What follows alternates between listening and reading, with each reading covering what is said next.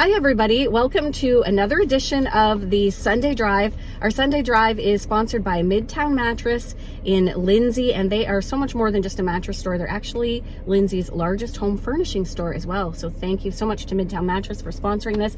And today we have Vic Gayed here, and he is the chaplain for the Kawartha Lakes Police Service and EMS, right? That's correct. So we're going to find out a little bit more from him about exactly what does a police chaplain do, what is involved in the job, and why he decided to become a police chaplain, and why he's decided that he's going to move on to a new venture. So we will find out all about that. Sit back, relax, and enjoy this edition of your Sunday Drive.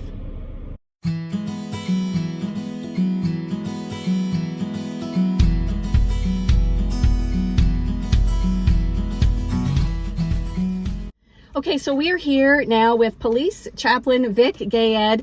And Vic, the first thing I wanted to find out when I heard that you were the police chaplain was, what exactly does a police chaplain do? Sure. Chief, for me, I see it as a ministry of presence, of being there available for the men and women of the police service, that when they go through a difficult time, that they have someone that they can go to talk to. I'm not necessarily a trained counselor. I am a pastor. I see it as pastoral care. I'm there to help them, whether it's a personal issue, whether it's a work issue. There's a lot of stress on the job. There's a lot of high suicide rates with first responders. There's a lot of divorce rates, separation, divorce. So being there, that I can be a confidant, a friend, someone that can give them some stability if they need that, and some clear advice. What's said with me stays with me, and I'm just there to encourage them as an individual in the police service. And you also accompany them, right, on certain calls? Yeah. One way I get to know them is to be able to do ride-alongs. So it's the vehicle, the police car is their office. And so to get someone to spend a shift with them in their vehicle, you get to know them and really get to know their heart, or speak about them, get to know their personal life. And so I'm able to do that. But some of the difficult calls, death notifications, I go along with them to help a family that is grieving of maybe lost a loved one, to provide spiritual support, emotional support. It's also hard for that officer to be able to bring that news to somebody. So it also allows me to spend some time with the grieving family, and then it frees up the officer if he needs to get back onto the beat to do his job.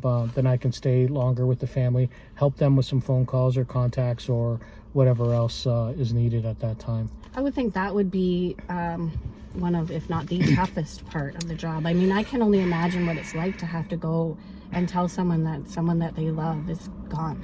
It is, and sometimes those are very tragic circumstances that someone has done that, whether it's been a suicide or a shooting or a drug overdose or something like that. So sometimes those are, they're not someone that's been dying of an illness. It's usually a tragic experience or from an accident or something like that. So those are the times where it's most traumatic and it hits people by surprise. So to have me to come along to be able to be that support, and again, it's pastoral care.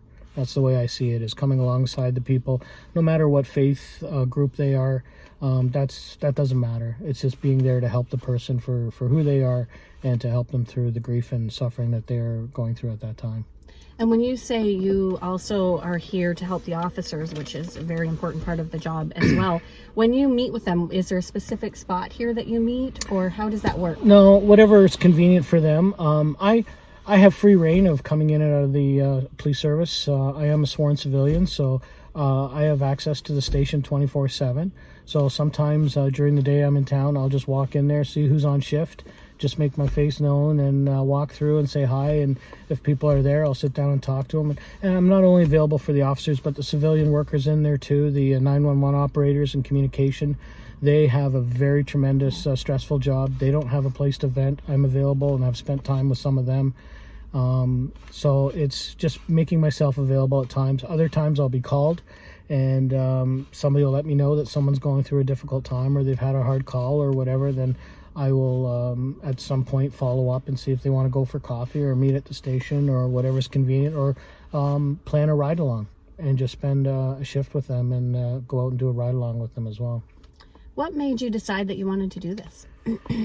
That's a good question. I've been a pastor for over 23 years. I've done a lot of pastoral care, and that's been something in my personality. I care about people.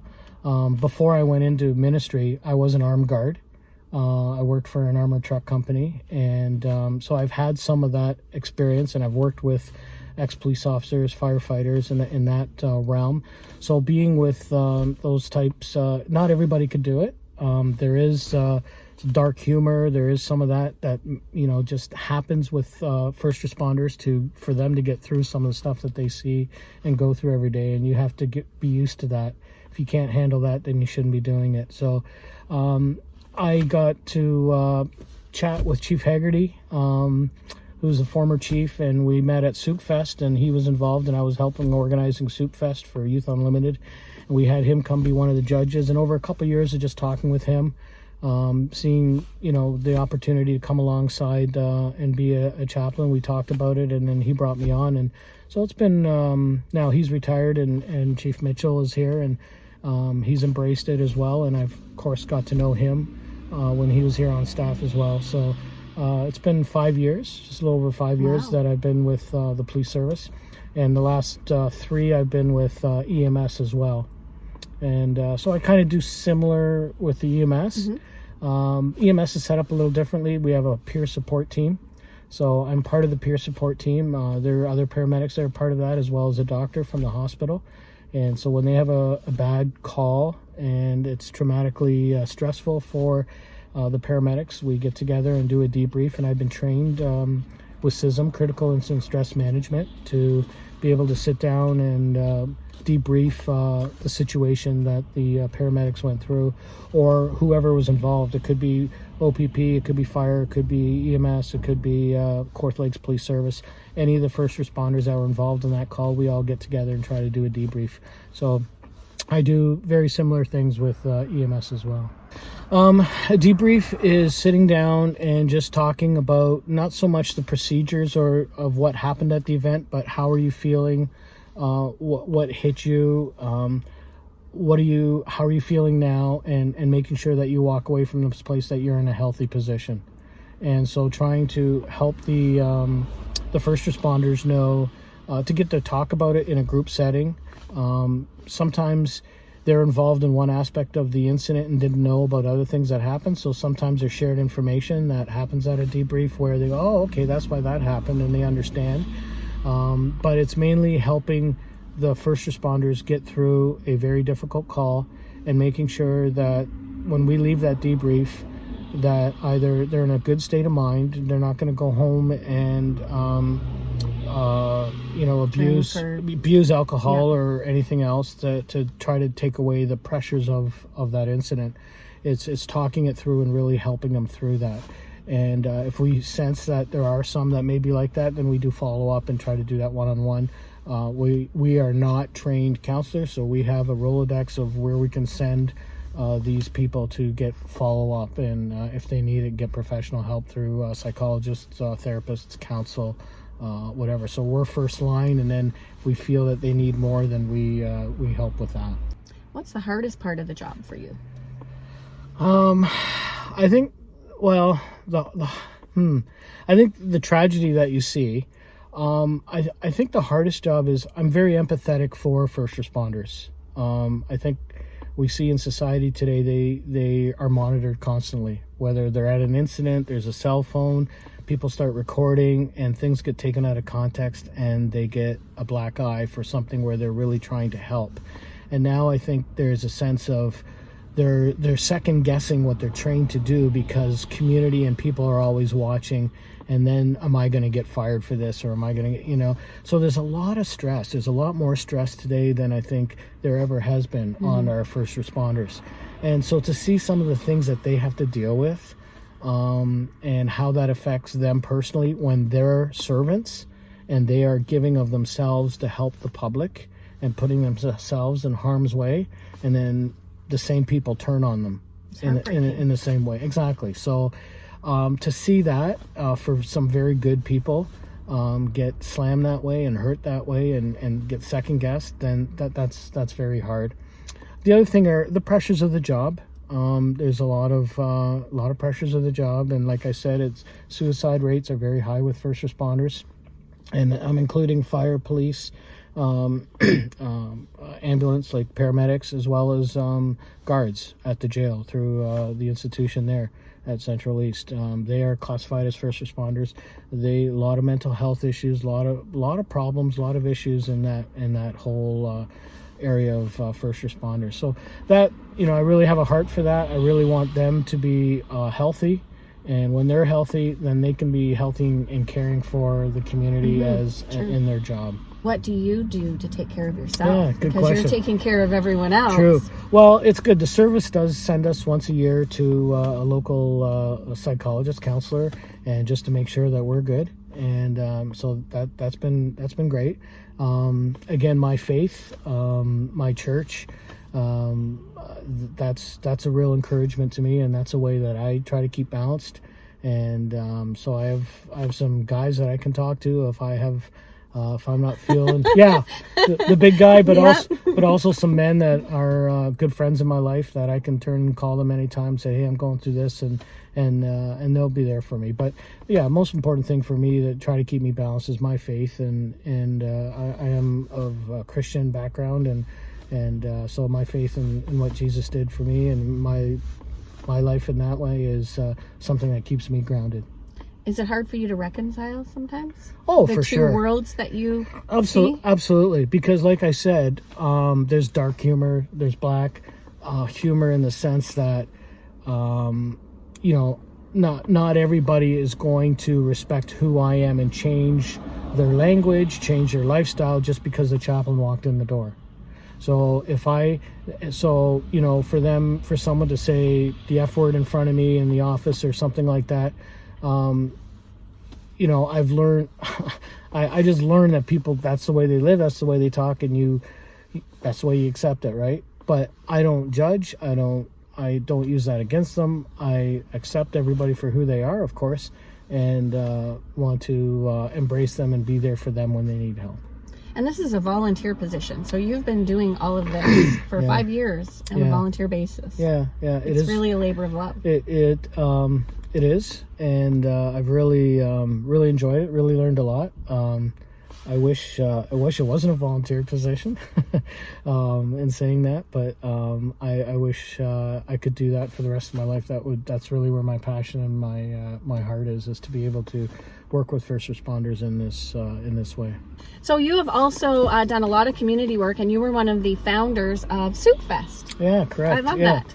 Yeah, we did Soup Fest as a fundraiser for Youth Unlimited, and it's working with youth here in our community right in Kawartha. It's coming up again in February this year, and in fact they've expanded it from Lindsay Soup Fest to Kawartha Lake Soup Fest. So they're getting restaurants from all over the city of Kawartha Lakes to be here at the Armories, and it's a great fundraiser and for Youth Unlimited. But also, if you love soup, man, you get a little bowl from each place. And why soup? Like, why Soup Fest? Well, it's in February, right? It's winter. It's cold. Everybody likes it. It's like a beautiful comfort food. Yeah, exactly. It's exactly. It warms the belly. The belly and the heart in the winter. That's right, right. And then LOL. What's LOL? Oh, LOL is something we've done a number of years ago for a few years. It was called Love on Lindsay, and it was a number of the churches through the ministerial coming together, doing acts of service for nonprofit organizations in the community that needed help.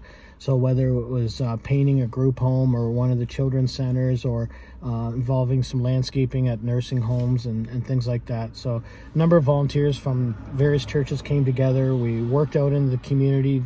The nonprofits would provide the materials. We provided the labor. And then we gave back to the community that way. Yeah. So what's happening? Why are you leaving? Well, my wife and I, we've lived up here for approximately 11 years.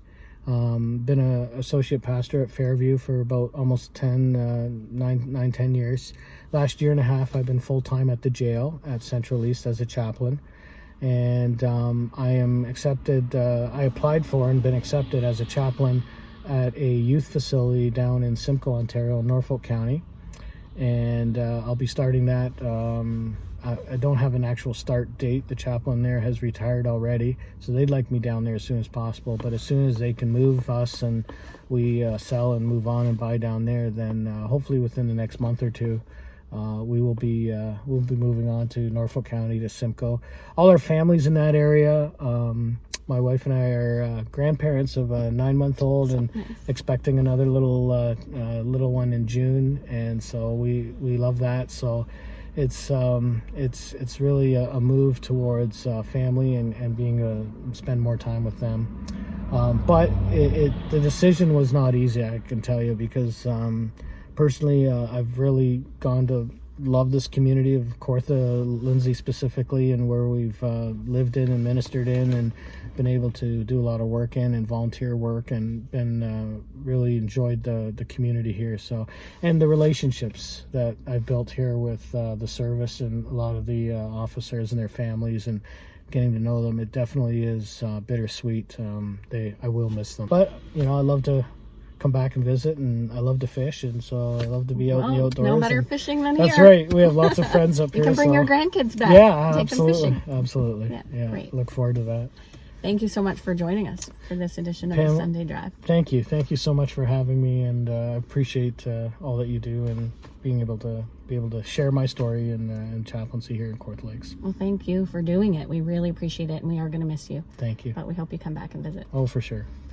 Thanks, everybody, for watching this edition of the Sunday Drive, sponsored by Midtown Mattress, right here in beautiful downtown Lindsay.